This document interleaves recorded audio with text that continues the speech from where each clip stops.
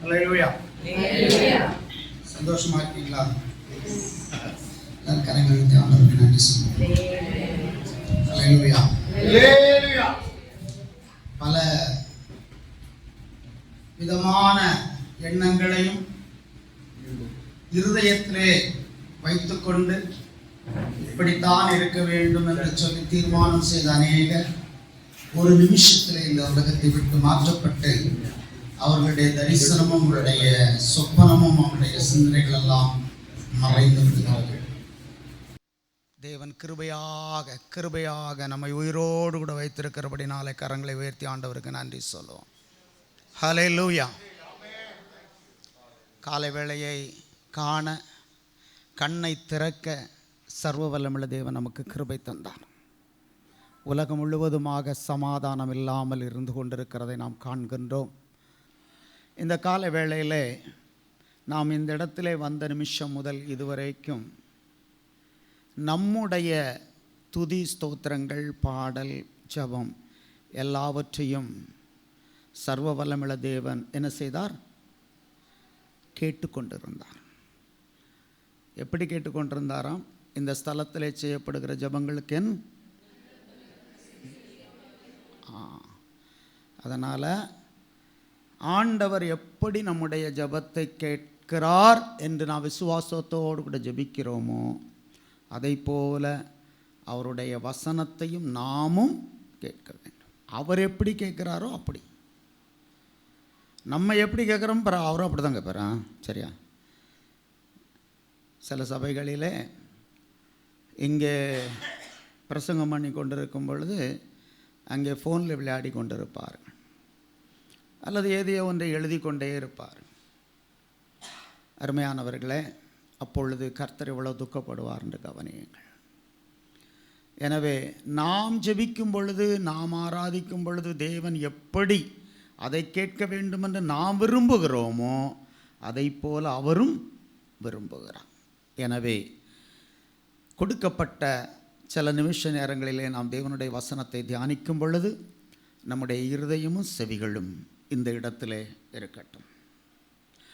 முதலாவதாக நமக்கு கொடுக்கப்பட்டதான வேதத்தை எடுத்து எல்லாரும் உயர்த்தி காண்பித்து அதற்காக ஆண்டவருக்கு நன்றி சொல்லுவோம். ஹல்லேலூயா, ஹல்லேலூயா. கிட்டத்தட்ட 470 வருடங்களாக மாத்திரமே நம்முடைய கையில் இருக்கிறதான இந்த வேத புஸ்தகம் முழுமையாக்கப்பட்டு நம்முடைய கரத்திலே கொடுக்கப்பட்டிருக்கிறது. 470 வருடங்கள் மாத்திரமே இதை போல ஒரு புஸ்தகத்தை நாம் கையிலே வைத்திருக்கிறோம். அதற்கு முன்பாக ஜீவித்ததான விசுவாசிகளாயிருந்தாலும் சரி, பழைய ஏற்பாட்டு பரிசுத்தவான்களாயிருந்தாலும் சரி, அவர்களுக்கு இவ்விதமாக ஒரு முழுமையான நூல் கிடைக்கவில்லை. அதனுடைய சரித்திரத்திற்குள்ளே நான் செல்லவில்லை. ஆனால் தேவன் நம்மை எவ்வளவாய் நேசித்திருக்கிறார் என்பதை காண்பிக்க விரும்புகிறேன். அது மாத்திரமல்ல, நம்முடைய சொந்த பாஷையிலே அதை மொழியாக்கம் செய்து எளிதாக இந்த வேத புஸ்தகம் நம்முடைய கரத்திலே கிடைக்கும்படியாக சர்வ வல்லமர் தேவன் நமக்கு பாராட்டினதான கிருபையை நினைத்து நான் ஆண்டவருக்கு நன்றி செலுத்துகிறேன். ஒரு தேவனுடைய மனுஷன் சிறைச்சாலையில் அடைக்கப்பட்டார். வேதத்தை வாசிக்க வேண்டும் என்கிற வாஞ்சையும் ஆசையும் இருந்தாலும் வேத புஸ்தகம் கிடைக்காது. அவருடைய கரத்திலே கொடுக்கவும் மாட்டார்கள். அதற்காகவே அவர் சிறைச்சாலையில் இருக்கிறார். நடந்த சம்பவம் என்னவென்றால், இவருக்கு ஒவ்வொருவருக்கும் ஒவ்வொரு டியூட்டி கொடுக்கப்படும். அவ்விதமாக டியூட்டி கொடுத்த பொழுது அந்த ஆஃபீஸருடைய டாய்லெட்டை கழுவுகிறதான வேலையை இவருக்கு கொடுத்தார்கள். இவர் அங்கே சென்ற பொழுது வேத புஸ்தகத்தினுடைய பேப்பரின் பாகங்கள் அது அந்த டாய்லெட்டுக்கு உபயோகப்படுத்தப்பட்டு டஸ்ட்பினில் இருக்கிறதை பார்க்கிறார். இப்பொழுது உள்ளத்தின் வாஞ்சை என்னவென்றால், இதை எப்படியாவது எடுத்து வாசிக்க வேண்டும் என்று. ஆனால் கையில் எடுத்துக்கொண்டு சென்றால் தண்டனை இரட்டத்தனையாய் மாறும். எனவே டாய்லெட்டுக்கு உபயோகப்படுத்தப்பட்ட அந்த பேப்பரை எடுத்து தன்னுடைய வாயுக்குள்ளே வைத்து கொண்டார். தன்னுடைய அறைக்கு சென்று அதை வெளியில் எடுத்து உணர்த்தி வாசிக்க ஆரம்பித்தார். ஒரு மாதம் முடிந்ததற்கு பின்பாக அவருடைய டியூட்டி மாற்றுவார்கள். அவருடைய அதிகாரிடத்திலே மிகவும் வேண்டிக் கொண்டார், எனக்கு அந்த டாய்லெட் கழுவுகிற வேலையே தொடர்ந்து கொடுங்கள் என்று. ஏனென்றால் அனுதினமும் அவருக்கு ஒரு பேப்பர் கிடைத்து கொண்டே இருந்தது. அருமையானவர்களே, இப்படிப்பட்டதான ஒரு சூழ்நிலையிலே தேவனுடைய வசனத்தை கிடைக்காதபடிக்கு கிடைத்தது எப்படி என்றும் அதை எப்படி உபயோகப்படுத்துகிறார் என்பதை நான் உங்களுக்கு விளக்கினேன். ஆனால் இலவசமாக எந்த விதமான தடையும் இல்லாதபடிக்கு நம்முடைய கரத்திலே இந்த வேத புஸ்தகம் தவழ்ந்து கொண்டிருக்கிறது. அல்லேலூயா. ஆனால் எத்தனை பேர் அதை திறக்கிறோம், வாசிக்கிறோம், அதை நேசிக்கிறோம், இதனுடைய மதிப்பை அறிந்திருக்கிறோம் என்பது உங்களுக்கும் உங்களுடைய தேவனுக்கு மாத்திரம்தான் தெரியும். அலட்சியம் பண்ணாதீர்கள். ஒரு நாள் வருகிறது வேத புஸ்தகம் கிடைக்கக்கூடாத காலம். எப்படியா என்று நீங்கள் கேட்கலாம். அதனுடைய காரணங்கள் எல்லாவற்றையும் வேத புஸ்தகத்திலே கொடுக்கப்பட்டிருக்கிறது. இந்த ஆசீர்வதிக்கப்பட்டதான காலை வேளையில் வேத புஸ்தகத்தினுடைய உன்னதமான தன்மையை நாம் கவனிக்கும் பொழுது, இந்த முழு வேத புஸ்தகத்தை ஆண்டவர் கிருபையாய் கொடுத்திருக்கிறார் என்று சொன்னேன். அது மாத்திரமல்ல, எளிதாய் நாம் புரிந்து கொள்ளும்படியாக அவைகளை நமக்கு வரிசைப்படுத்தி கொடுத்திருக்கிறதையும் நாம் காணலாம். இதிலே இன்றைக்கு நாம் தியானிக்க போகிறதான தேவனுடைய வார்த்தை ரூத்தின் புஸ்தகத்தில் இருந்து. இந்த ரூத்தின் புஸ்தகத்தை எந்த இடத்திலே வைத்திருக்கிறார்கள் என்று கவனிக்கும் பொழுது, முதல் 5 புஸ்தகங்களும் மோசேயின் ஆகமங்கள். மோசேயினுடைய காலம் முடிந்ததற்கு பின்பாக யோசுவாவினுடைய காலம் ஆரம்பிக்கிறது. எனவே யோசுவாவினுடைய புஸ்தகம். யோசுவாவினுடைய புஸ்தகம் முடிந்ததற்கு பின்பாக நியாயாதிபதிகள் கடந்து வருகிறார்கள். கடைசி நியாயாதிபதி என்று சொல்லுகிறவரும் கடைசியாக தீர்க்கதரிசனம் உரைத்து ஒரு ராஜாவாகவும் இருந்ததான 3 நிலையிலே இருந்தவர் சாமுவேல் தீர்க்கதரிசி. கடைசி நியாயாதிபதி யார் என்று சொன்னால் சாமுவேல் என்று சொல்லலாம்.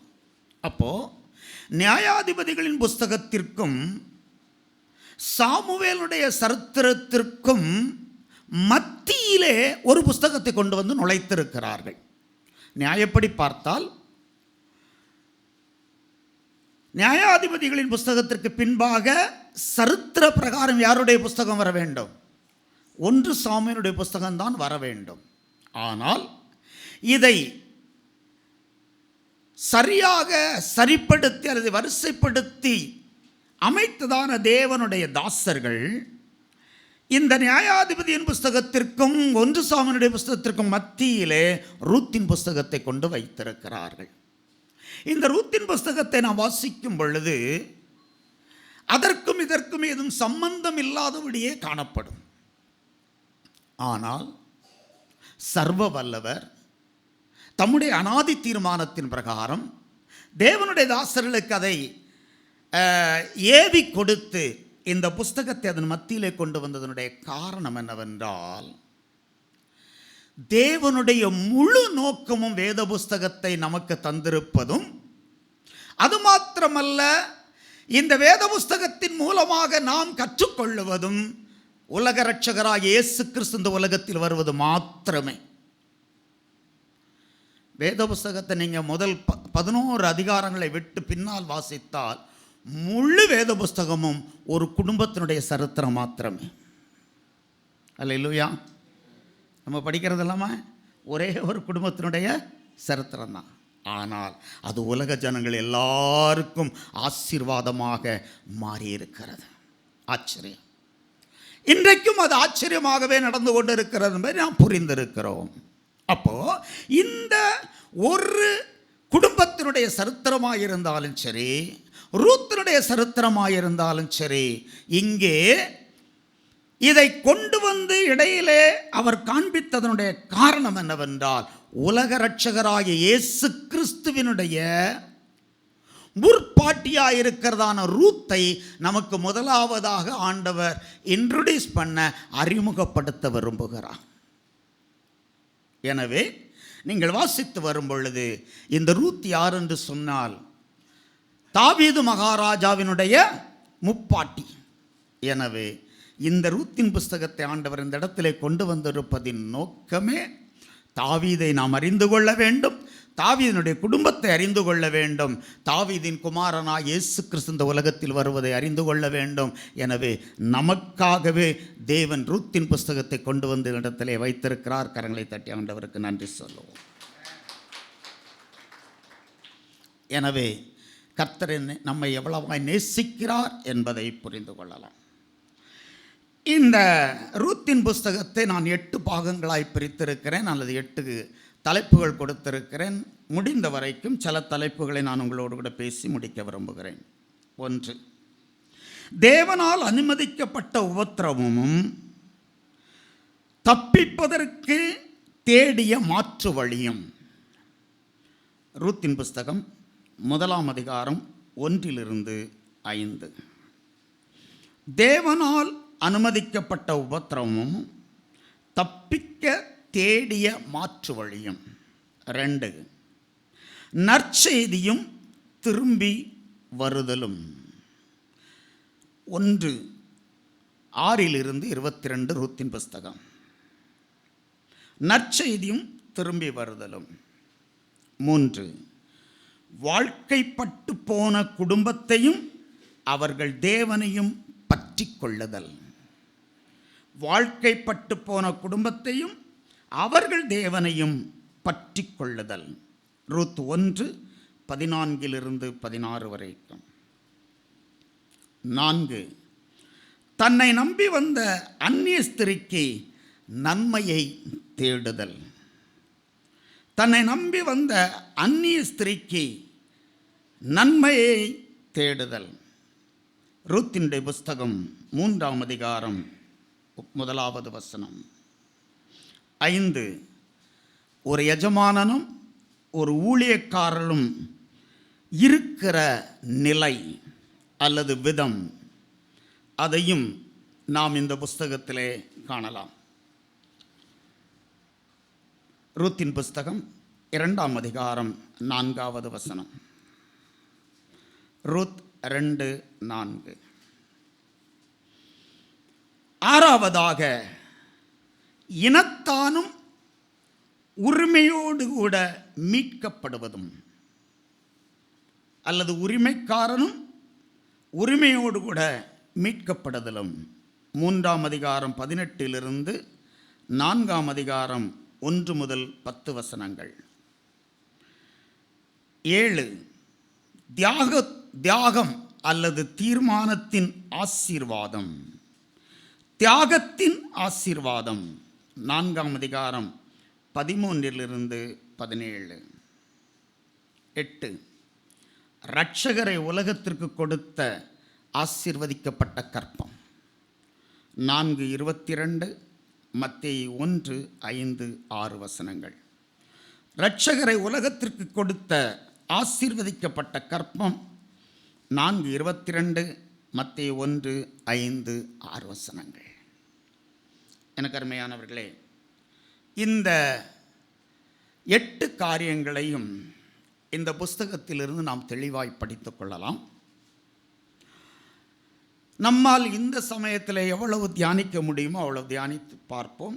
நான் இப்பொழுது உங்களுக்கு கோடிட்டு கொடுத்திருக்கிறேன்.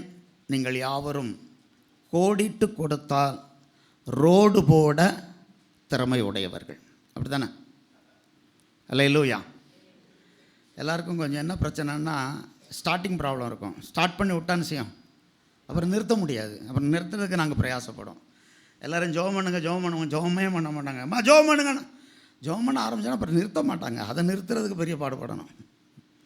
அப்போ என்ன கோடிட்டு கொடுத்தால் உங்களால் நிச்சய முடியும், ரோடு போட முடியும். எனவே இந்த 8 காரியங்களையும் மனதில் வச்சுக்கொண்டு இவர் என்னத்தை மனசில் வச்சு தியானித்தாரோ என்று சொல்லி நீங்களும் யோசித்து பாருங்கள். ஆண்டவர் உங்களுக்கு வெளிப்பாடை தருவார். அல்லேலூயா. இரவும் பகலும் வாசிக்கிறவன் மாத்திரமல்ல, தியானிக்கணும். வேதவசனத்தை தியானிக்க கற்றுக்கொள்ளுங்க. பைபிள் தினமும் வாசிங்க. வாசிக்கும்போது ஒரு டைரியை பக்கத்தில் வச்சுக்காங்க. அதில் என்னென்ன படிச்சிங்களோ அதை அப்படியே எழுதுங்க. ஆண்டவர் உங்களுக்கு நிறைய காரியங்களை வெளிப்படுத்துவார். அந்த நேரத்தில் நீங்கள் எழுதலைன்னா பின்னால் உங்களுக்கு புரியவும் புரியாது, மறந்துடுவீங்க. எனவே ஒரு பெண்ணும் டைரியும் இல்லாமல் வேத புஸ்தகத்தை வாசிக்காதீங்க. என்ன நல்ல வார்த்தை சொன்னார். அதனால் பெண்ணும் டைரியும் இல்லைன்னா பைபிளே தொடக்கூடாதுன்னு நான் சொல்லலை. நீங்கள் அதை வச்சு வாசிக்க கற்றுக்கொள்ள வேண்டும். அல்லேலூயா. முதலாவதாக, தேவனால் அனுமதிக்கப்பட்ட உபத்திரவமும் அதிலிருந்து தப்பித்து கொள்வதற்கு மாற்று வழியை தேடுகிறதும். நாம் முதலாவதாக ரூத்தினுடைய புஸ்தகத்தினுடைய 1வது வசனத்தை வாசிக்கும் பொழுது, நியாயாதிபதிகள் நியாயம் விசாரித்த நாட்களிலே தேசத்திலே பஞ்சம் உண்டாயிற்று. இந்த வார்த்தையை நீங்கள் வாசிக்கும் பொழுது ஆழமாய் புரிந்து கொள்ள வேண்டிய ஒரு சத்தியம் என்னவென்றால், யூதாவில் உள்ள பெத்லேகம் என்று எழுதப்பட்டிருக்கிறது. உங்கள் யாவருக்கும் நன்றாக தெரியும், பெத்லேகம் என்றால் அதனுடைய அர்த்தம் அப்பத்தின் வீடு, அப்பத்தின் உறைவிடம். அப்போ பஞ்சங்கையா, சோர்ஸ் ஆஃப் பிரெட், அப்பத்தின் உறைவிடமாய், அப்பத்தினுடைய என்ன சொல்லலாம், ஆரம்பமே அங்கே தான். அங்கே அப்பம் இல்லாவிட்டால் எங்கேயும் கிடைக்காது. அங்கேயே பஞ்சம் வந்திருக்கிறது. அப்போ அப்படிப்பட்டதான அந்த இடத்தில் பஞ்சம் வர வேண்டும் என்றால் அதற்கு ஏதோ ஒரு காரணம் இருக்க வேண்டும். வேதத்தை நீங்கள் வாசிக்கும் பொழுது பஞ்சத்தை தேவன்தான் அனுப்புகிறார். சில சமயங்களிலே தன்னுடைய நோக்கத்தை நிறைவேற்றும்படியாக. அதற்கு நீங்கள் ஆதியாகம புஸ்தகத்திலேயும் யாத்ராகம புஸ்தகத்திலும் ஆங்காங்கே அதை வாசிக்கலாம். சரி, இப்போ நம்ம கவனிக்க வேண்டிய விஷயம் என்னன்னா, ஆண்டவர் ஏதோ ஒரு காரணத்தினாலே அப்பத்தின் உறைவிடமாயிருக்கிறதான பெத்லேகமிலே பஞ்சம் வந்திருக்கிறது. இந்த சூழ்நிலையை நாம் வாசிக்கும் பொழுது, நியாயாதிபதிகள் நியாயம் விசாரித்து வந்த நாட்கள். நான் ஏற்கனவே சொன்னது போல நியாயாதிபதிகளின் புஸ்தகத்திற்கு பின்பாக சாமுவேல் புஸ்தகம் வர வேண்டும் என்றேன். ஆனால் நியாயாதிபதிகளின் நாட்களிலே இது நடந்தபடியினாலே இதை கொண்டு வந்து இதிலே சேர்த்ததில் எந்த விதமான தவறும் இல்லை.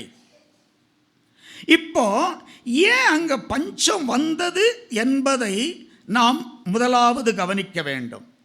இங்கே வேதம் என்ன சொல்லுகிறது?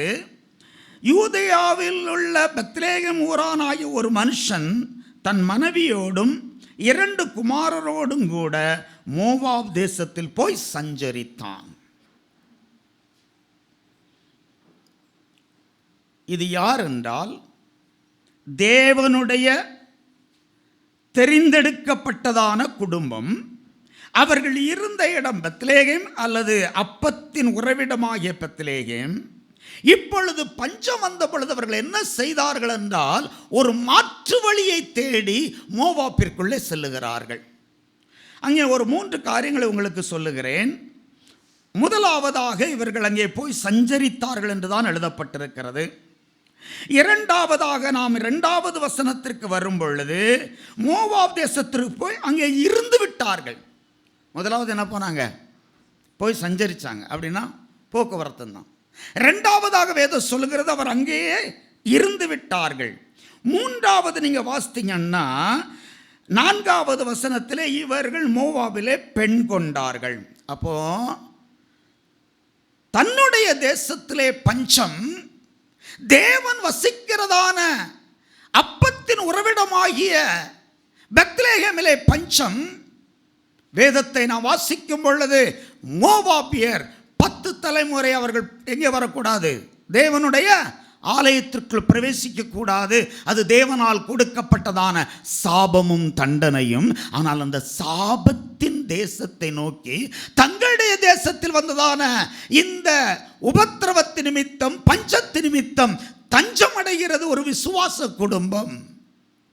இவர்கள் அங்கே போய் சஞ்சரித்தார்கள், பின்பாக அங்கே இருந்து விட்டார்கள்.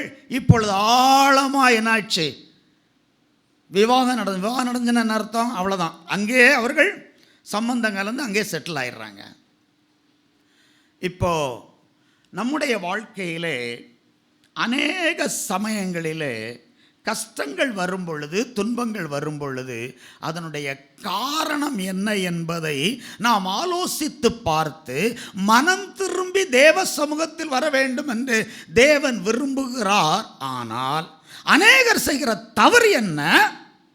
தேவனை குற்றம் சொல்லுவதும், அல்லது தங்களுடைய வாழ்க்கையிலே எப்படியாவது ஒரு மாற்று வழியை தெரிந்து கொண்டு தப்பித்து ஓடுவதற்கும் வழி தேடிக்கொண்டு ஓடிவிடுகிறார்கள். இதுதான் அங்கே நடந்தது. முதலாவது பஞ்சம் நம்ம வீட்டில் வருது, குடும்பத்தில் வருது, பிரச்சனை வருது, வியாதி வருது, துக்கம் வருகிறது, ஏதோ ஒரு சோதனை வருகிறதுனா முதலாவது செய்ய வேண்டிய காரியம் தேவ சமூகத்தில் அமர்ந்திருந்து, ஆண்டவரே ஏன் இந்த பஞ்சத்தை எங்களுடைய வாழ்க்கையிலே அனுமதித்தீர் என்று கேட்க வேண்டும். அல்லையிலே சொல்லுவீங்களா? அல்லாது ஒருத்தருக்கு ஒருத்தர் குறை சொல்லிக்கிட்டு, ஆண்டவரை பற்றி குறையாய் பேசிக்கிட்டு, இனி இதற்கு ஏதாவது மாற்று வழி உண்டா என்று சொல்லி தேடினால், இந்த சரித்திரத்திலிருந்து நாம் கற்றுக்கொள்ள வேண்டியதான மிக முக்கியமான காரியம் என்னவென்றால், தேவன் என்ன நோக்கத்தோடு நம்முடைய ஜீவிதத்திலே சிட்சையை அனுப்புகிறாரோ அந்த சிட்சையை நாம் உணர்ந்து கொள்ளாமல் போனால் தண்டனை அதிகரிக்குமே அல்லாது குறையாது. Let me tell you, don't search for the substitute. அதற்கு மாற்று வழியை தயவு செய்து தேடாதீர்கள். நியாயாதிபதியின் காலம் எப்படி இருந்தது என்பது நமக்கு அழகாக தெரியும். ஏன்னா அந்த நாட்களில் இருந்த நிலைமையை முதலாவது கவனிங்க. நியாயாதிபதியின் காலம் 2ஆம் அதிகாரம் 11வது வசனத்தை நாம் வாசிப்போம். நியாயாதிபதிகளின் புஸ்தகம் 2:11.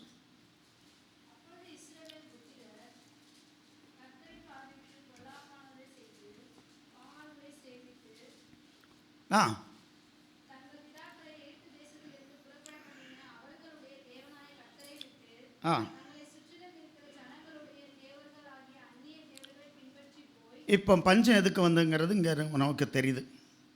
இவங்க என்ன பண்ணாங்க, அங்கே வந்து தேவனை பின்பற்றாதபடிக்கு அங்குள்ள லோக்கல் என்ன, அந்த ஜனங்கள் என்னென்ன காரியங்களை பின்பற்ற ஆரம்பித்தார்களோ அதை இவர்கள் பின்பற்ற ஆரம்பித்தார்கள். அது மாத்திரமல்ல, நீங்கள் கீழே வாசிப்பீர்கள் என்றால் 17ஆம் அதிகாரம் 6வது வசனத்தை பாருங்கள். சீக்கிரம் வாசிப்பீங்களா?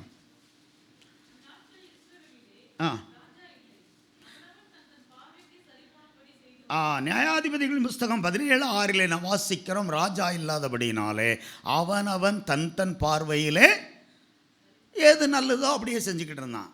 சுருக்கமாக சொன்னால் கண்ட்ரோல் இல்லாமல் அவங்க இருந்தாங்க. இந்த நிலைமையில் இருந்த பொழுது ஆண்டவர் என்ன செஞ்சார்? 6ஆம் அதிகாரம் 1வது வசனத்தை வாசிங்க. 6:1.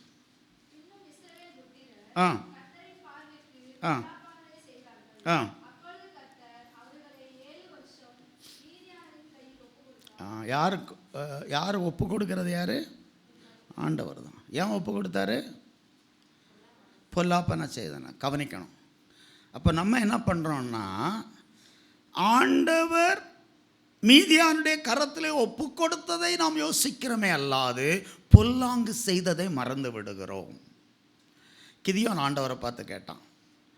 அவன் சத்துருக்களுக்கு பயந்து போய் போரடித்து கொண்டிருக்கிறவல்ல தேவதூதனை வந்து வெளிப்பட்டு கிதியோனை பார்த்து ஒரு வார்த்தை சொன்னான். என்ன சொன்னான்? பராக்கிரமசாலியே, கர்த்தர் உன்னோடு கூட இருக்க. இவனுக்கு ரொம்ப கோபம் வந்துருச்சு. கோபம் வந்து என்ன சொன்னால், கர்த்தர் எங்கள் கூட இருந்தால் இதெல்லாம் சம்பவிக்குமான்னு கேட்டான். ஒரு இல்லை சொல்லுங்க, அப்போ சத்தமாக சொல்லுங்கள். சம்பவிக்கும். ஏன்னா நீங்கள் செஞ்ச அநியாயம் அவ்வளவு, ஆனாலும் உங்களுக்கு தண்டனையும் கொடுத்தாரு, அவர் கூட இருக்கிறார் தப்பு வைப்பதற்கும். Praise the Lord. அதுதான் நியாயாதிபதிகளுடைய ஆச்சரியமான வார்த்தைகள். சரி, நடந்த சம்பவத்தை நாம் கவனிக்கும் பொழுது அவர்கள் எப்பொழுது பாவம் செய்கிறார்களோ அப்பொழுதெல்லாம் ஆண்டவர் என்ன செய்கிறார்? அவர்களை தண்டிக்கிறார். உடனே அவர்கள் மன்னிப்பு கேட்கிறார்கள். மறுபடியும் கர்த்தர் மனதிறங்குகிறார். இதை போல அநேக சமயங்களிலே இங்கே நடந்து கொண்டே இருக்கிறதை நாம் காண்கின்றோம். அப்போ ஆண்டவர் நம்மை அடிமைத்தனத்திற்குள் அனுப்புகிறார், பஞ்சத்தை வரவைக்கிறார். ஏதோ ஒரு சோதனை, சகிக்க முடியாத சோதனை வருகிறது என்றால் முதலாவது தேவ ஜனங்கள், ஆண்டவரே எதற்காக இந்த பஞ்சம் என்று நாம் ஆராய்ந்து பார்க்க வேண்டும். வாசியுங்கள், எல்லாருக்கும் தெரிந்த வசனம்தான். எபிரேயர் 12ஆம் அதிகாரம் 5-6 வசனங்கள். எபிரேயர் 12:5-6.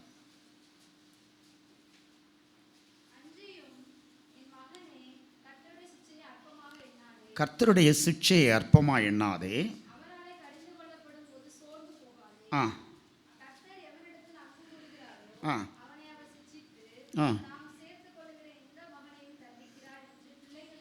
போதும் ஒரு எல்லாம் சொல்லுங்க. அப்போ எப்பொழுதாவது தண்டனை வரும் பொழுது நான் ஆண்டவருக்கு நன்றி சொல்லுவேன். சிட்சிக்கப்படும் பொழுது ஆண்டவருக்கு நன்றி சொல்லுவேன். எதுக்கு தெரியுமா? அவர் என்னை வேசியின் பிள்ளையாக அல்ல, என்னை தன்னுடைய சொந்த பிள்ளையாக இன்னும் நேசிக்கிறார் என்பதை அறிந்து. அல்லேலூயா. அதனுடைய ரிசல்ட்டை கவனிங்க. நீ சோர்ந்து போகாத. ஆண்டவர் எதுக்காக உன்னை தண்டிக்கிறாரு? நன்மை செய்யும்படியாக உன்னை தண்டிக்கிறார். 12-13 வசனங்கள். எபிரேயர் 12:12-13. ஆகையினால்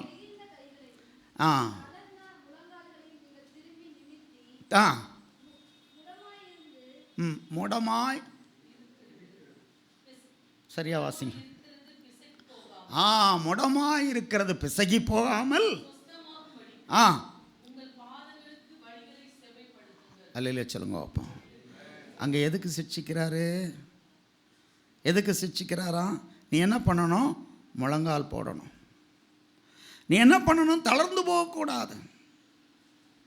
அப்போ ஆண்டவர் சிட்சிப்பதின் நோக்கத்தை அறியாத தேவ பிள்ளைகள் அதன் மூலமாக ஒரு விடுதலையை பெற்றுக்கொள்ளலாம் என்கிறதான எண்ணம் இல்லாதபடிக்கு மாற்று வழியை தேடுகிறார்கள்.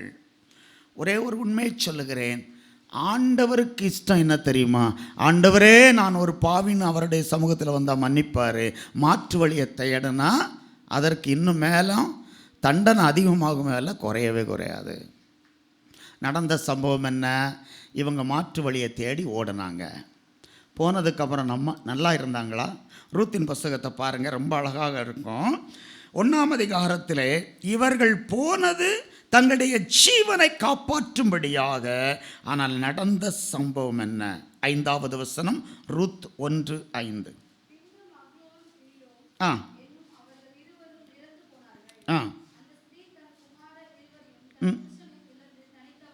பார்த்தீங்களா? போனது எதுக்கு? ஜீவனை காப்பாற்றும்படி. நடந்தது என்ன?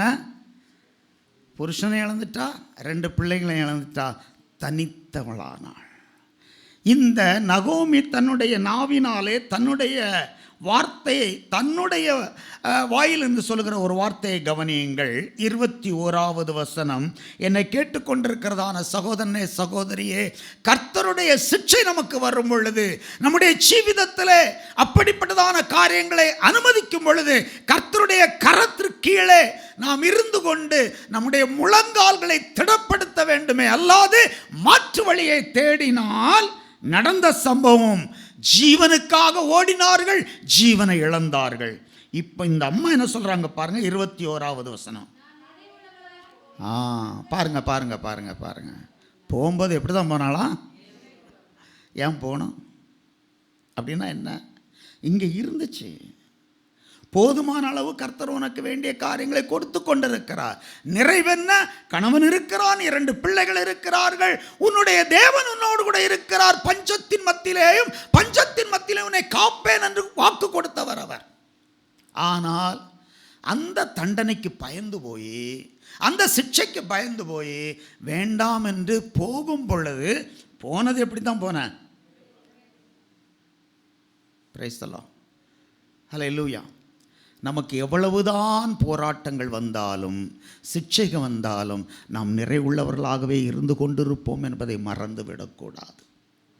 அது நம்முடைய கண்களுக்கு குறைவாய் தெரியலாம், நம்முடைய கண்களுக்கு போதுமானதாய் இல்லாததாய் தெரியலாம், ஆனால் நிறைவுள்ளவர்கள்.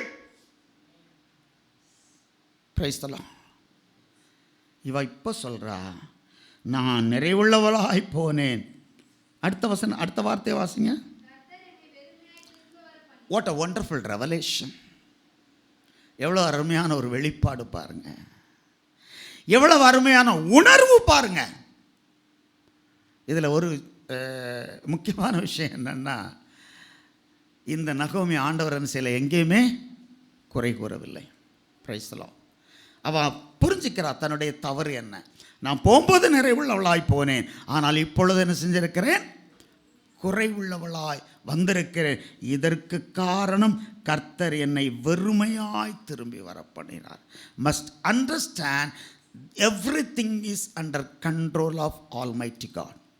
when you want to escape, still you are under him only. சரி, அப்போ முதலாவதாக நாம் கற்றுக்கொள்ள வேண்டிய சத்தியம் என்னவென்றால், ஆண்டவர் நமக்கு என்ன வழியை நடத்த வேண்டும் என்று விரும்புகிறாரோ அந்த வழியிலே செல்வதற்கு ஆயத்தமாயிருக்க வேண்டுமே அல்லாது நாம் மாற்று வழியை தேடக்கூடாது. ஆமோசனுடைய புஸ்தகத்தில் ஒரு அருமையான வார்த்தை உண்டு, 5:19. Book of Amos chapter 5 verse 19. Amos எங்கே இருக்குன்னு தெரியாதா? பைபிளில் தான் இருக்கு. 5:19 இல்லையா? சிங்கத்திற்கு தப்பினவனுக்கு கரடு எதிர்பட்டது போலவும், அல்லது வீட்டுக்குள்ளே வந்து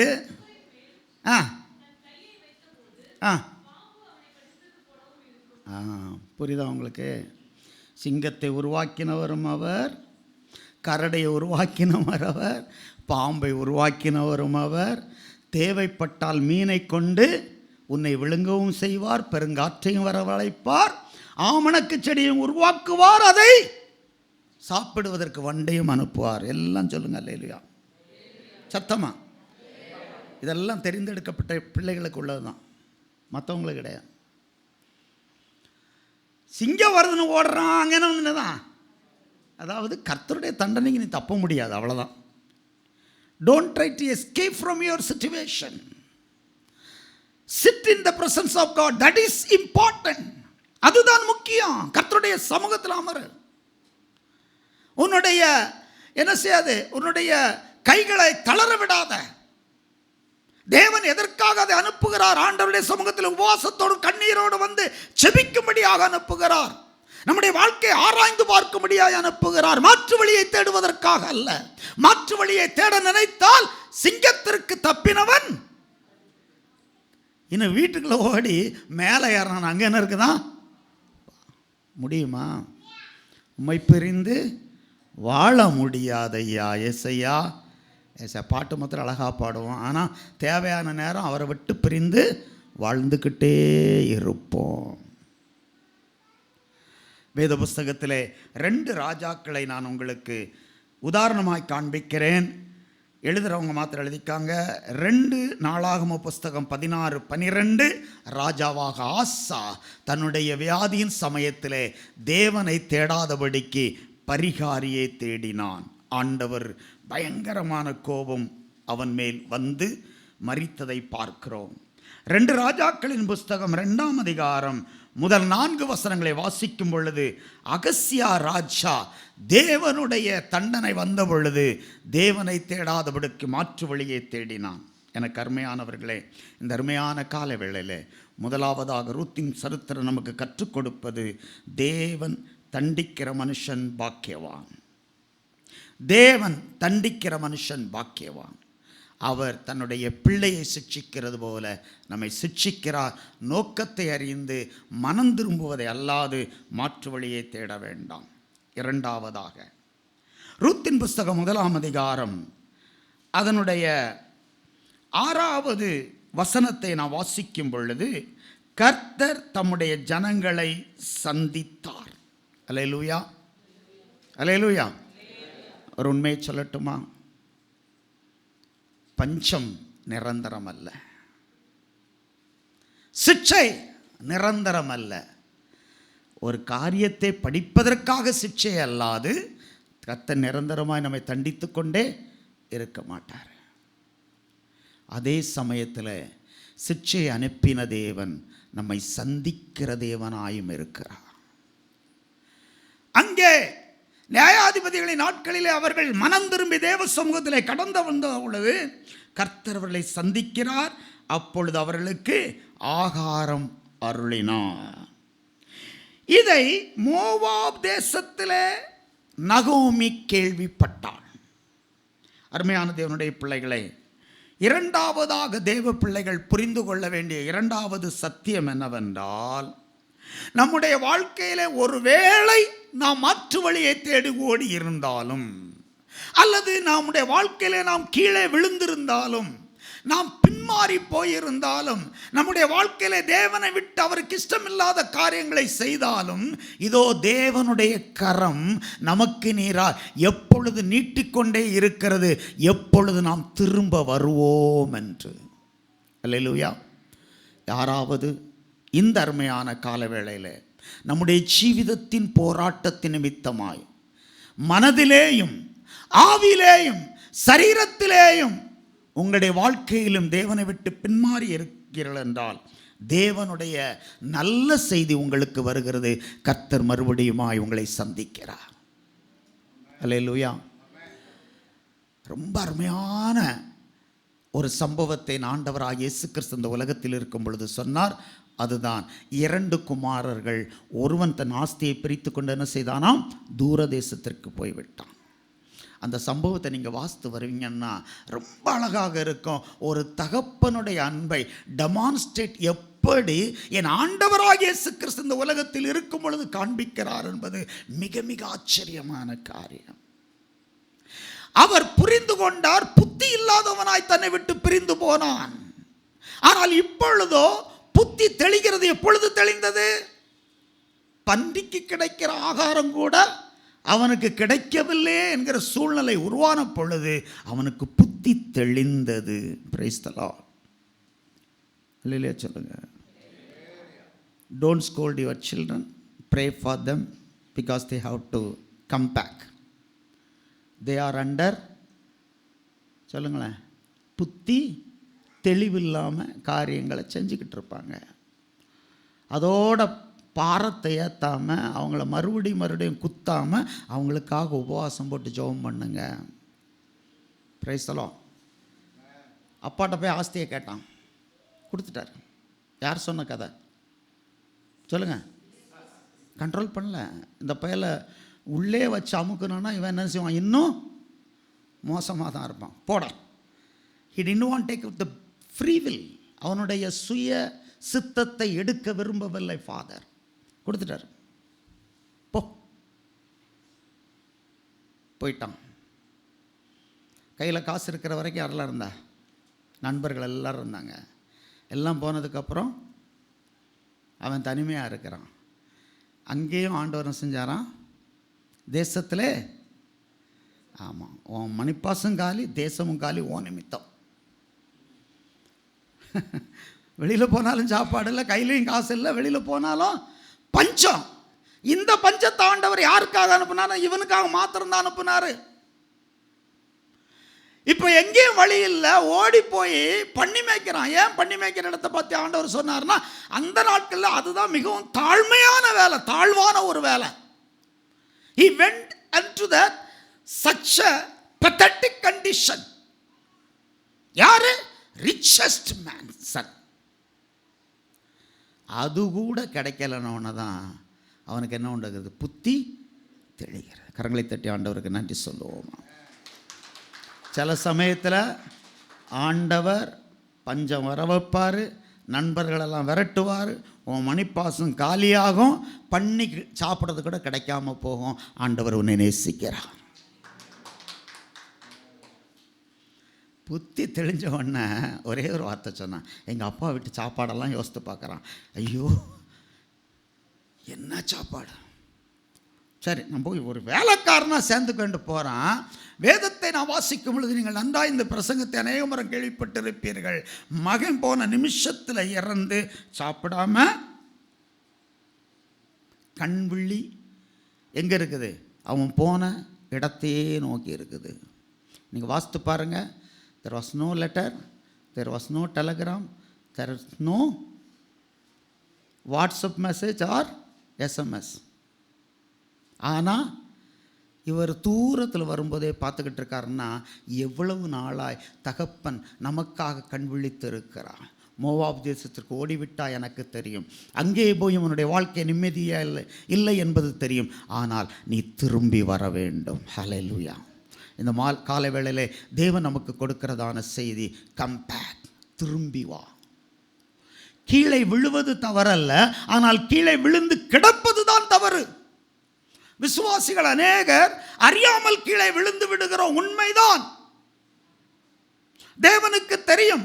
ஆனால் அந்த விழுகையிலிருந்து எழுந்திருக்க வேண்டும் என்று விரும்புகிறார். வாசியுங்கள். ரூத்தின் புஸ்தகம் 1 அதிகாரம் 6வது வசனத்திலே தன் மருமக்களோட மோவாப் தேசத்திலிருந்து திரும்பி வரும்படி எழுந்து. ஹல்லேலூயா. இந்த வார்த்தை எனக்கு ரொம்ப சந்தோஷமாக இருக்கும். இதே வார்த்தையை தான் எங்கே உபயோகப்படுத்துகிறாரு? கெட்டகுமாரனுடைய சரித்திரத்திலையும் அவன் நினைச்சாராம், அந்த இடத்தை விட்டு எழுந்து. Praise the Lord. விழுவது தவறல்ல, விழுந்து விடுவோம். பலகீனம் வரும், போராட்டங்கள் வரும், போராட்ட வேளையிலே சோர்ந்து போவோம். ஆண்டவரை பார்த்து ஏன் ஆண்டவர் என்று கேள்வி கேட்க ஆரம்பிப்போம். நீர் எங்களோடு கூட இருந்தால் இவைகளெல்லாம் ஏன் சம்பவிக்க வேண்டும் என்று கேட்கிற அதே வேளையிலே, எனக்கு அருமையான சகோதரனே சகோதரியே, ஆண்டவர் கொடுக்கிறார் நல்ல செய்தி. தேசத்தை தேவன் சந்தித்து அவர்களுக்கு ஆகாரம் கொடுக்கிறார். எழுந்து வா, எழுந்து வா, எழுந்து வா. Praise the Lord. உண்மையை கவனிச்சிங்கன்னா, இவ அங்கேருந்து போகும்போது பஞ்சம் தேசத்தில் அவள் திரும்பி வரும் பொழுது அறுப்பின் பண்டிகை நடக்கிறது. The time when she comes back, there was a festival. இதே காரியத்தை தான் நாம் வேதத்திலே வாசிக்கிறோம். இரண்டாவது மகன் திரும்பி வந்த பொழுது என்ன செய்தாராம்? அவருடைய ஒரு பெரிய விருந்தை பண்ணுகிறார். நம்ம நினைக்கிறோம் ஆண்டவர் திரும்பி வந்து அடிப்பார்னு. இல்லவே இல்லை. அரவணைப்பார், முத்தம் கொடுப்பார், நம்மை என்ன செய்வாராம்? ஸ்நானம் பண்ணிவித்து பாதரட்சியும் மோதிரத்தையும் கொடுப்பார். அப்படிப்பட்டதான உன்னதமான தேவன் இப்பொழுது இவளை வரவேற்பதற்கு அறுப்பின் பண்டிகை வரவேற்கிறது. திரும்பி வா, come back. whatever the situation it may be, wherever you would have been fallen, don't worry about it. எழுந்து வா.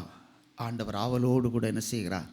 உன்னை அணைத்துக்கொள்ள காத்து கொண்டிருக்கிறார். அல்லேலூயா சொல்லுவோமா? இரண்டாவதாக நாம் படிக்கிற சத்தியம், தேவன் தம்முடைய சனங்களை சந்தித்தார், அவள் எழுந்து வந்தாள். மூன்றாவதாக 1 அதிகாரம் 16, 17 வசனங்களை நான் வாசிக்கும் பொழுது இங்கே 2 மருமக்கள்மாரை பார்க்கிறோம். அதில் ஒருவர் பேர் ஓர்பாள், மற்றொரு பேர் ரூத். இப்பொழுது நடந்து கொண்டு சென்று கொண்டிருக்கிறார்கள். திடீரென்று மாமியார் தன் 2 மருமக்கள்மாரையும் பார்க்கிறான். இந்த ரூத்தினுடைய புஸ்தகத்தை நீங்கள் வாசிக்கும் பொழுது ஒரு குடும்பம் எவ்வளவு இடுக்கத்தின் மத்தியிலும் கஷ்டத்தின் மத்தியிலேயும் ஐக்கியமும் அன்பும் உணர்வும், அது மாத்திரமல்ல ஒருவரை ஒருவர் நேசிக்கிறதையும் ஒருவருக்கொருவர் சேவை செய்கிறதையும் அழகாய் காணலாம். அதில் அம்மா அப்பா இல்லை, யார் இருக்கா? இப்போ சொல்லுங்கள், எல்லாரும் சத்தமாக சொல்லணும். மாமியாரும் மாமியாரும் மாமியாரும். ஆமாம், ஒத்துப்போகாத 2 பேர் இருக்கிறாங்க. ஒத்துப்போகாமல் ஒரே ரூஃபுக்கு கீழே 2 பேர் இருப்பாங்க, அது கணவனும் மனைவியும். ஒரே ரூஃபுக்குள்ளே ஒரு ரூமில் தான் இருப்பாங்க, ஆனால் 2 பேரும் நினச்ச மாட்டாங்க, ஒத்தே போக மாட்டாங்க. 2 எனிமீஸ் அண்டர் 1 ரூஃப். இது இன்னும் எக்ஸ்ட்ரீம். இதாவது தாலியை கட்டிட்டு அதனால் போக முடியாது. உன் தாழ்பாள்களை என்ன செஞ்சிட்டாரு ஆண்டவர், பலமுள்ளதாக ஆக்கி போட்டார். தாலியை கட்டினதுனால ஓட முடியாது. ஆனால் இது அப்படி இல்லை. மாமியாரை விட்டுட்டு சொல்லுங்களேன் ஓடிடலாம். மாமியாரோட வாழ்கிறதுக்கு கஷ்டமாக இருக்குன்னு தனி குடித்தம் பண்ணாலாம். ஆனால் அனுதினமும் அம்மா வீட்டுக்கு போயிட்டு வருவாங்களாம். யார்? மாமியார் கூட வாழ இஷ்டம் இல்லை, ஆனால் அம்மா வீட்டில் மாத்திரம் என்ன இருக்கும், கம்ப்ளீட்டு டச் இருக்கும். எல்லா வேலைக்கும் அம்மாட்ட கேட்டு தான் செய்வாங்க.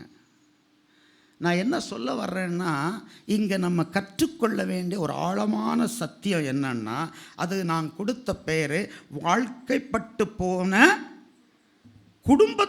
குடும்பத்தோடும், அது மாத்திரமல்ல அவருடைய தேவனோடும் கூட இவள் என்ன செய்கிறாளாம், பற்றி கொள்ளுகிறாள். ஒரு ஸ்திரீ திருமணமானதற்கு பின்பாக இழந்து போகிற முதல் காரியம் என்னவென்றால் தகப்பனுடைய பெயர். அப்படிதானே? நல்லா கவனிங்க. Sharon D, Sharon Lillian D. D means David. No more D. She has to put up D. முதல்ல இழந்து போகிறது என்னது சொல்லுங்களேன்? தகப்பனை இழந்து போகிறாங்க. இது உண்மை, யாதார்த்தியம். அப்புறம் யார் பேர் தான் போடணும்? அப்பா பேரை போட்டுட்டு இருக்க முடியுமா? they have to change the name. Husband பேர். இதுவரைக்கும் தகப்பன் தன்னுடைய மகளை பாதுகாத்து அரவணைத்து அழகாக வளர்த்து, பாஸ்ட் கல்யாணம் பண்ணும்போது ஒரு வார்த்தை சொல்லுவார், இந்த விவாக ஸ்திரியை இந்த விவாக புருஷனுக்கு கொடுக்கிறத யார் அப்படிம்பாரு. அப்போ கம்பீரமாக ஒருத்தர் எந்திரிச்சு வருவார். எதுக்கு? தாம்பாரம் சொல்லுங்களேன், தீந்து போச்சு, இந்த பாரத்தை தூக்கி என்ன செய்யணும், இன்னொருத்தருடைய கையில் கொடுப்பார். அதனால் கம்பீரமாக வருவார். அழுகுறதெல்லாம் அம்மா மாதிரி அப்பா மாதிரி அழமாட்டாங்க. இவர் கையில் கொடுக்கும்போது என்ன சொல்கிறார் தெரியுமா? ஐயா, 25 வருஷமா 26 வருஷமாக நான் என்ன செஞ்சேன், இதை என் கண்ணின் மணி போல் வளர்த்தேன். இனிமே ஓன் கண்ணின் மணி போல் இதை நீ என்ன செய்யணும், பார்த்துக்கணும்னு சொல்லி கையில் ஒப்பு கொடுக்குறாரு. இதுதான் கொடுக்கறதுடைய நோக்கம். 2 விஷயத்தை நான் உங்களுக்கு சொல்ல விரும்புகிறேன். 1, பெண் தன்னுடைய கணவனை கைப்பிடித்ததற்கு பின்பாய் இனிமேல் எல்லாம் இவர்தான் என்று அவனை சார்ந்து கொள்ள வேண்டும். இதுதான் வேதம் கற்பிக்கிறது. வேதம் சொல்லுகிறது, உன் ஆசை உன் புருஷனை பற்றி இருக்கும். நான் சொல்லல, திருமணத்தை ஏற்படுத்தி கொடுத்ததான தேவாதி தேவன் சொல்லுகிறார். அப்புறம் சொல்றார், உன் தகப்பனின் தாயை விட்டு நீ பிரிந்து உன் மனைவியோடு இசைந்திருக்க வேண்டும். இது ஆண்பாலிலே சொல்லப்பட்டிருந்தாலும் 2 பேருக்கும் அதுதான். 45ஆம் சங்கீதத்திலே நான் வாசிக்கிறோம், மிகவும் அழகாக சங்கீதக்காரன் சொல்லுகிறான், 10-11 வசனம், உன் தகப்பன் வீட்டை நீ மறந்து விடு, அப்பொழுது ராஜா உன் அழகிலே பிரியப்படுவார். அல்லேலூயா, அல்லேலூயா. கர்த்தருக்கு ஸ்தோத்திரம். இங்கே யாருமே தப்பாக நினச்சிக்காதீங்க. இன்றைக்கி நீங்கள் பியூட்டி பார்லர் போயிட்டு வரல, இன்றைக்கி மற்ற நாள் தெரியாது எனக்கு. எங்கள் சபையில் நிறைய பேர் பியூட்டி பார்லர் போட்டாலும் லிப்ஸ்டிக் போட்டு வருவாங்க. நீங்கள் போடலை. நான் தப்புன்னு சொல்லலை, உங்களை கிரிட்டிசைஸ் பண்ணலை. உங்களுடைய கணவனை இங்கே பிரியப்படுத்துகிற தப்பும் கிடையாது. ஆனால் வேதம் சொல்லுகிறது, என் ஆண்டவனே என்று சொல்லி, என் ஆண்டவனே என்று சொல்லி சாராள் தன்னுடைய கணவனுக்கு கீழ்ப்படிந்திருந்தால் அதுதான் அலங்காரம். பிரைஸ் எல்லாம். நீங்கள் 10,000 ரூபா கொடுத்து 10,000 ரூபா கொடுத்து பியூட்டி பார்லர் போயிட்டு வந்து உங்கள் புருஷனை பிரியப்படுத்துகிறத விட கீழ்ப்படிஞ்சால் போதும். அது மிகவும் சிறந்த அலங்காரம். கல்யாணம் ஆன மறுநாள் கல்யாணம் பண்ண மாப்பிள்ளை பியூட்டி பார்லரில் அந்த அம்மாவை பார்க்க போனான். போகும்போது ஒரு அழகான ஐஃபோன் பாக்ஸை கொண்டு அவளுக்கு திருப்பி கொடுத்தான். அவங்களுக்கு தெரியும் இந்த கதை இல்லையா? ஐஃபோன் பாக்ஸை கொடுத்தான். அந்த அம்மா ரொம்ப சந்தோஷம், கிஃப்ட் ஐஃபோனு. உள்ளே பார்த்தா பழைய காலத்து நோக்கியா ஃபோன் ஒன்று இருந்துச்சு. அந்த அம்மா அவனை பார்த்து கேட்டுச்சு, என்னங்க பாக்ஸ் இப்படி தந்தீங்க? ஃபோன் உள்ள இப்படி இருக்கேன். நான் நேற்று பார்த்தேன், என் மனைவி எப்படி இருந்தா சொல்லுங்களேன். ஐஃபோன் பாக்ஸமாக இருந்த அன்னைக்கு பார்த்தா நோக்கியா மாதிரி இருக்கிறா. ஓகே, தேவைதான், ஆனால் கீழ்ப்படிதல். அப்போ வேதத்தை நாம் வாசிக்கும் பொழுது வேத புஸ்தகம் நமக்கு குடும்பத்தை பற்றி என்ன சொல்லுகிறதோ அதை நாம் அப்படியே கை கொள்ளுவோம் என்றால் ஒரு வெற்றிகரமான குடும்பத்தை நாம் ஆண்டவருக்காக நிலைநிறுத்த முடியும். விசுவாசிக்கிறவங்க கரங்களை தட்டுங்க பார்ப்போம். அவங்க சொன்னாங்க, இவங்க சொன்னாங்க, அது சரி வராது, இது சரி வராது, இல்லவே இல்லை. இன்னொன்னே சொல்கிறேன், தமிழில் ஒரு நல்ல பழமொழி உண்டு, ஜாடிக்கு ஏற்ற. நான் இதை யோசித்து பார்த்தேன், எல்லா குடும்பங்களையும் அப்படி தாங்க இருக்குது. உண்மையை சொல்கிறேன்.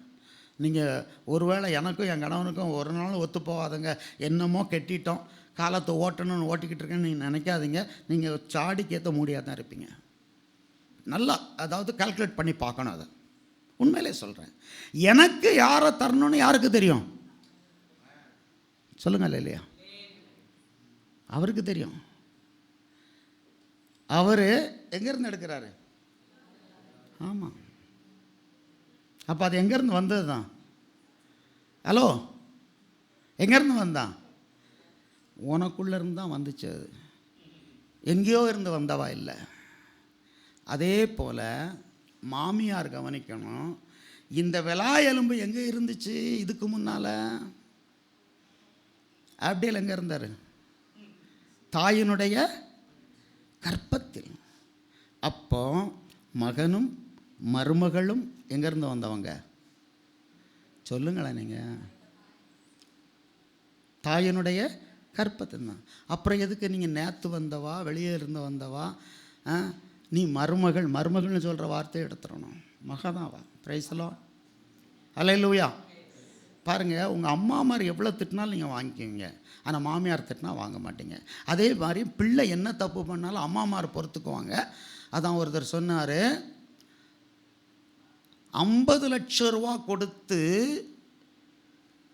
செலவழித்து பண்ணின திருமணம் 5 ரூபா பாலில் உடஞ்சி போச்சான்.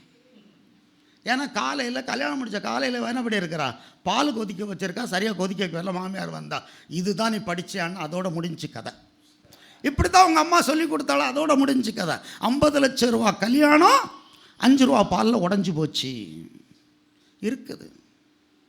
ஆனால் அதே இது உங்கள் மகா செஞ்சால் நீங்கள் என்ன பண்ணுவீங்க? அப்படி இல்லைம்மா இப்படி பண்ண சொல்லிக் கொடுப்பீங்க. மருமகளுக்கு சொல்லிக் கொடுக்கறதுக்கு மனசு வராது, ஏன்னா அவள் எங்கே இருந்தோ வந்தவா. நன்றாய் கவனியுங்கள். இந்த அருமையான சத்தியம் 2 நாம் கவனிக்கின்றோம். முதலாவதாக ரூத்தினுடைய புஸ்தகம் 1ஆம் அதிகாரம் அதனுடைய 16வது வசனத்தை வாசிக்கும் பொழுது, இந்த நகோமி நடந்து வந்து கொண்டே இருக்கும் பொழுது அவளுடைய இருதயத்தில் ஒரு பெரிய பாரம். 2 மருமக்கள்மார், 2 விதவைகள், 2ம் இளமையானவர்கள். இவர்களுடைய நன்மையை நான் தேட வேண்டும் என்று விரும்புகிறாள். மாமியாமார் மாத்திரம் அல்லையிலே சொல்லுங்க பார்ப்போம். அட சொல்லுங்களேன். நன்மையை தேடுகிற மாமியா. நீங்கள் வாசிங்க அந்த 1ஆம் அதிகாரத்தில்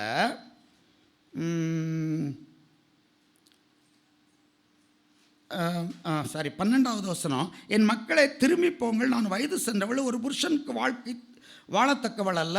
அப்படி நம்பிக்கை எனக்கு உண்டானால் நான் இரவிலே ஒரு புருஷனுக்கு வாழ்க்கைப்பட்டு பிள்ளை பெற்றாலும். அப்போ கீழே நீங்கள் வாசிக்கும் பொழுது அவருடைய நன்மையை கருதி அவள் பேசுகிறதை நாம் பார்க்கிறோம். இவ்விதமாக வரும் பொழுது ஓர்பாள் தன்னுடைய மாமியாருக்கு முத்தம் கொடுத்து விட்டு அவள் திரும்பி போய்விட்டாள்.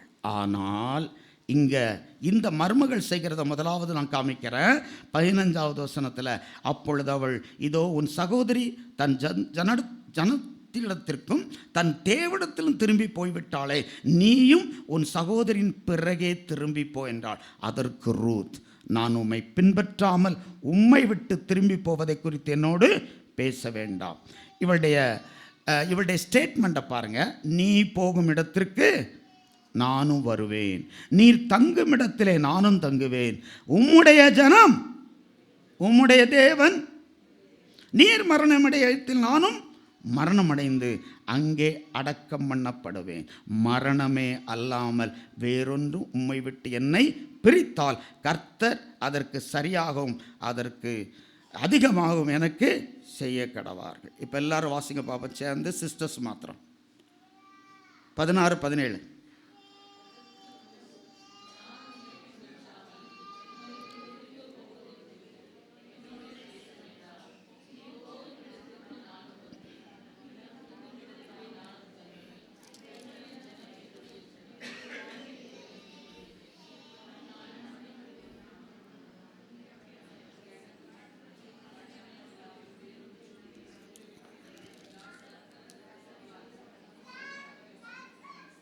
புரிஞ்சா உங்களுக்கு வாசிக்கும்போது? சரி, அல்ல சொல்லுங்க. இப்போ மறுபடியும் 3ல் 1 வாசிங்க.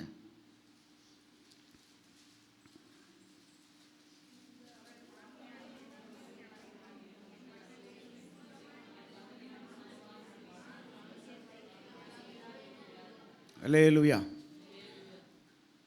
மாமியாரும் நீங்களும் மருமகள் தான், மருமகளே நீங்களும் மாமியார் தான், இல்லையா? 2 பேருக்கும் இங்கே இருக்குது. அப்போ கவனிங்க, மாமியார் அவளுடைய சுகத்தை விரும்புகிறாள். அதை போல மருமகள் என்ன செய்கிறாள்னா, அவள் போகும்போது சொல்கிறா, நான் உம்மை விட்டு போகவே மாட்டேன்.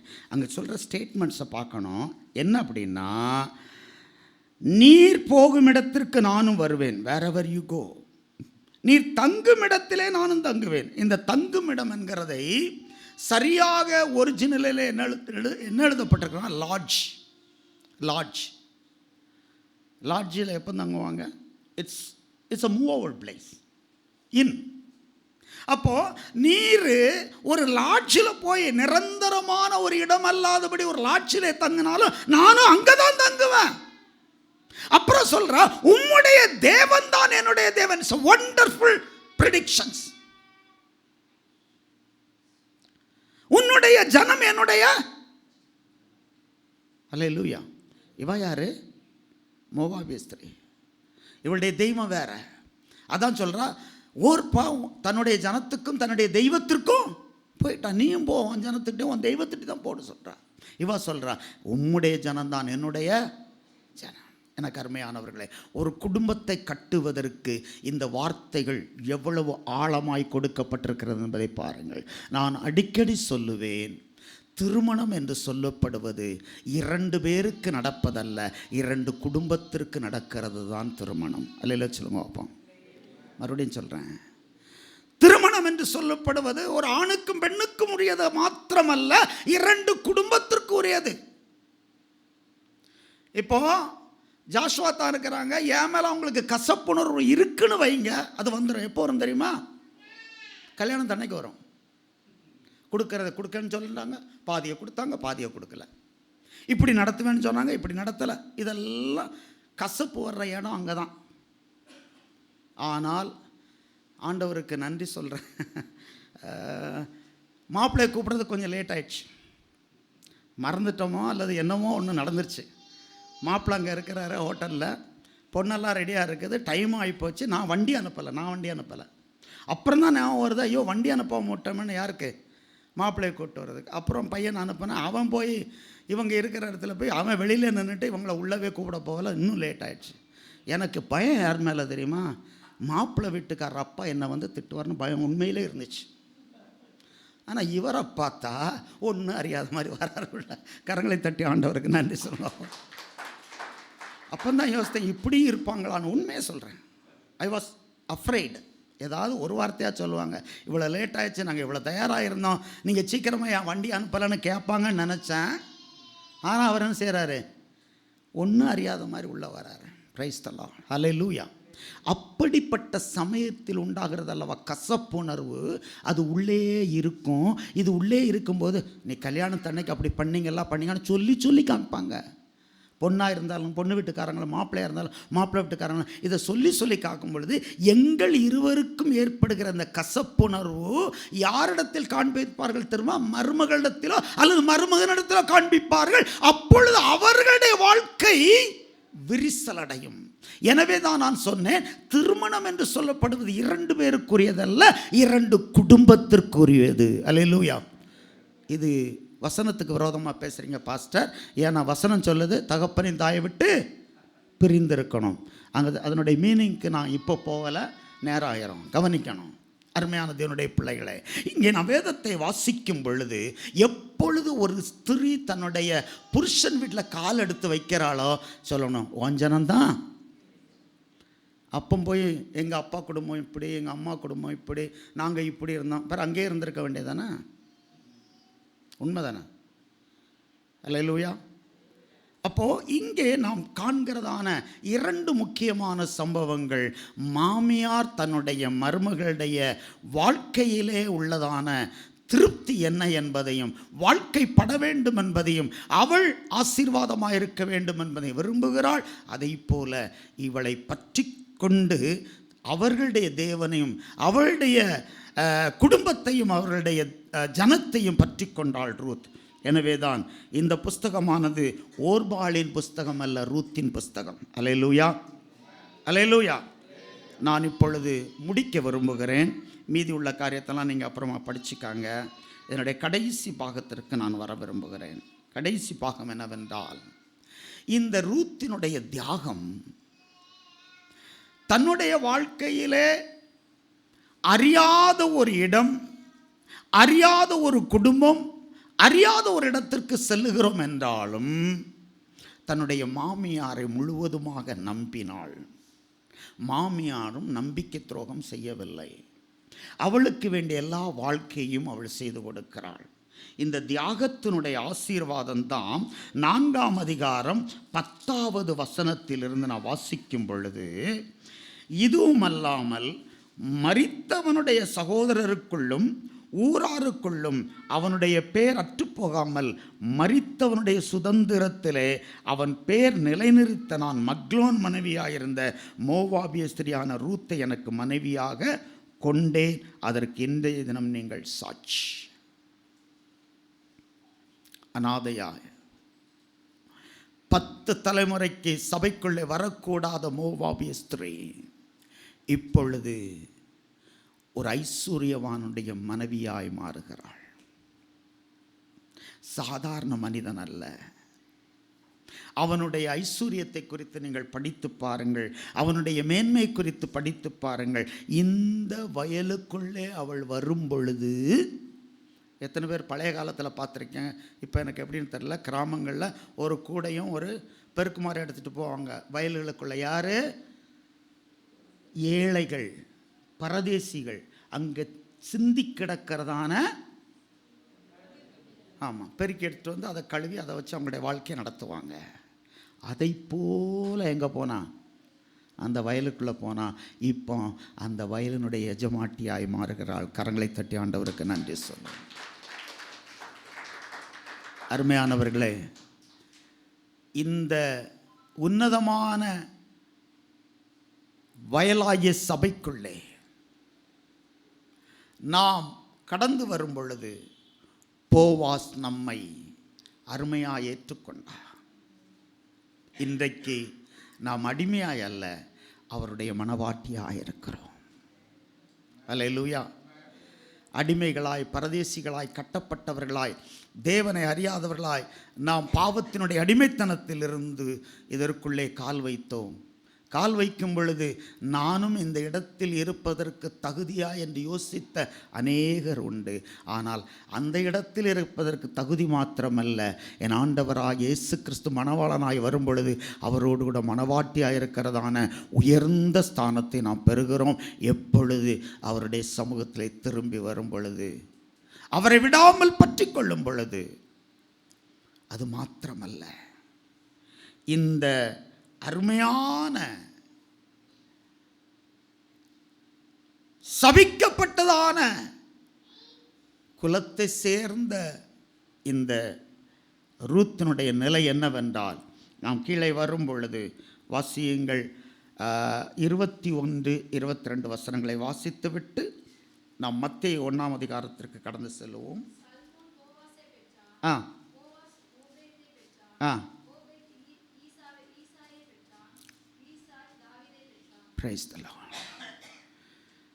தாவீதினுடைய பெயர் எங்கே வருகிறதோ, தாவீதினுடைய உன்னதமான நிலைமை குறித்து தேவன் எங்கேயெல்லாம் சொல்லுகிறாரோ, அப்பொழுது மறக்கப்படாமல் இருக்கிறதான ஒரு பெயர் ரூத்.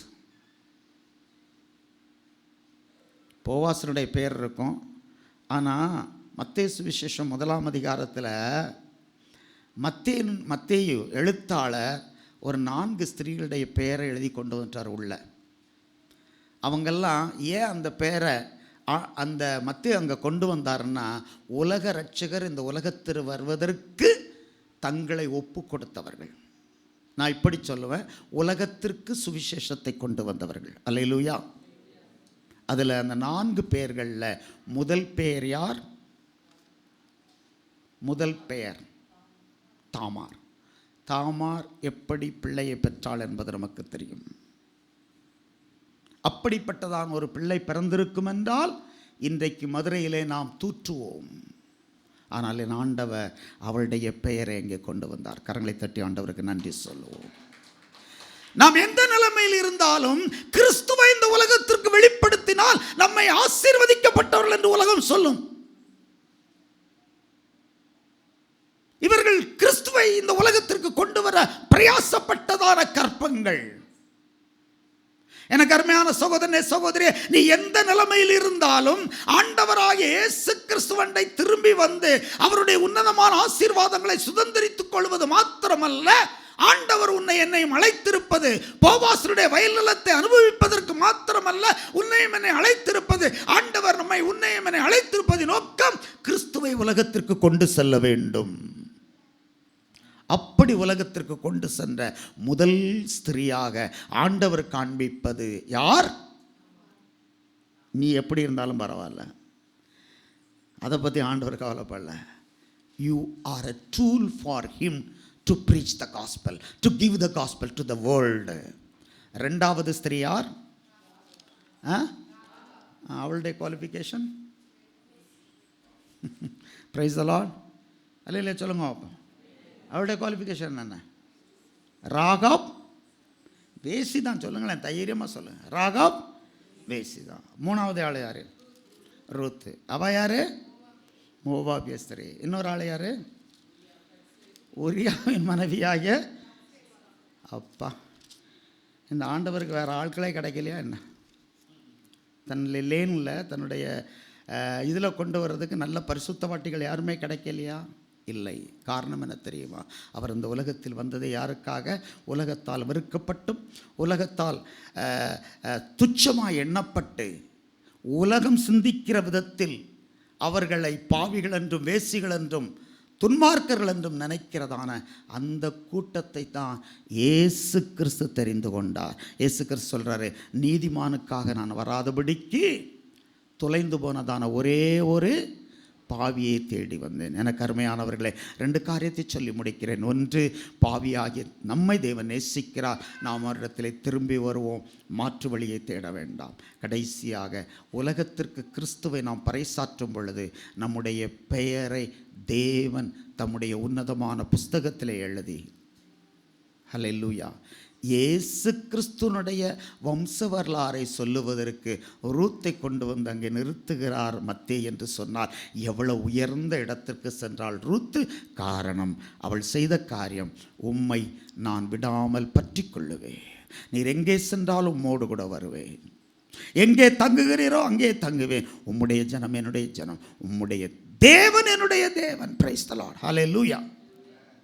தன்னுடைய தேவனை விட்டு விட்டு ஜீவனுள்ள தேவனை ஆராதிக்கும்படியாய் அவள் கடந்து வந்தபடியினாலே போவாசினுடைய மனைவியாய் உன்னதமான இடத்தை பெற்றுக்கொண்டது மாத்திரமல்ல, தாவீதினுடைய பாட்டி என்று சொல்லப்படுகிறதான ஒரு ஸ்தானத்திற்கு வந்தது மாத்திரமல்ல, உலக இரட்சகராகிய இயேசு கிறிஸ்து இந்த உலகத்திலே வருவதற்கு தன்னுடைய கற்பத்தையும் தன்னையும் அர்ப்பணித்ததான ஒரு அருமையான சகோதரி. நம்முடைய வாழ்க்கையிலே அவருடைய ஜீவிதத்திலிருந்து கற்றுக்கொண்டதான பாடங்களை வருங்காலங்களிலே கைக்கொள்ள கர்த்தர் கிருபை தருவாராக. இந்த சந்தர்ப்பத்தை எனக்கு கொடுத்தபடி நான் நன்றி சொல்லி என்னுடைய வார்த்தைகளை முடிக்கிறேன். கர்த்தர் உங்களை ஆசீர்வதிப்பார்.